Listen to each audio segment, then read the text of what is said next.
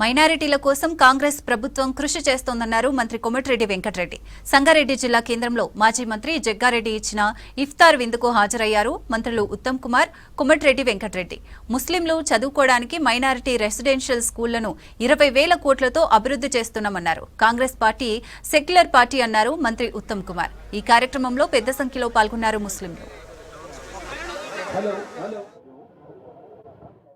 దేశవ్యాప్తంగా ప్రపంచవ్యాప్తంగా ఇంకా 3-4 రోజులలో రంజాన్ పండుగ సందర్భంగా మీరందరూ కూడా అల్లా దయ వల్ల బాగుండాలని, మీ అందరూ కూడా ఈరోజు కాంగ్రెస్ ప్రభుత్వం గతంలో 4% రిజర్వేషన్ నుంచి మొదలుపెట్టుకొని ఇప్పుడు మైనార్టీ రెసిడెన్షియల్ స్కూల్స్ కుల మతాలకు అతీతంగా 20,000 కోట్లతోని అలా అందరూ మంచిగా చదువుకోవాలనే విధంగా విద్యా విధానాన్ని తీసుకొస్తూ మీకోసం కృషి చేస్తున్న ప్రభుత్వం ఈరోజు కాంగ్రెస్ పార్టీ సెక్యులర్ ప్రభుత్వంగా మీ అందరికీ కూడా రంజాన్ శుభాకాంక్షలు తెలియజేసుకుంటూ మరొకసారి జగన్ అంటే మా అందరికి ఫేవరెట్ లీడర్. ఆయన మీకే కాదు మా అందరికి కూడా ఫేవరెట్.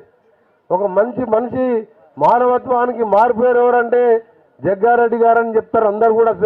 తెలంగాణ ఆంధ్రప్రదేశ్లో జగన్ గారి నాయకత్వంలో జరుపుకుంటున్న ఇఫ్తార్ పార్టీల్లో మీ అందరు కూడా బాగుండాలని మీ అందరూ కూడా మరొకసారి ఈద్ ముబారక్.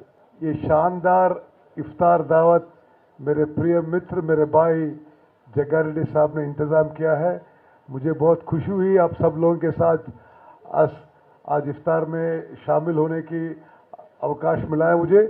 मैं संगारेड्डी के हर मेरे मुसलमान भाई बहन को अपना ईद मुबारक बताते हुए हम सभी लोग जो वहाँ हैं, दामन्ना साहब, वेंकन्ना साहब, जग्गा रेड्डी साहब, सभी लोग आपके साथ रहेंगे।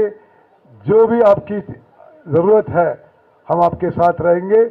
और मैं एक चीज़ तो बताना चाहता हूँ, मैं राज्य में बहुत जगह इफ्तार दावत हाजिर होते हूँ, लेकिन जितना मेरे भाई टाइगर जग्गा रेड्डी शानदार इफ्तार कराता है, बहुत कम जगह ऐसे शानदार इफ्तार करते हैं। उनको भी मेरा मुबारक।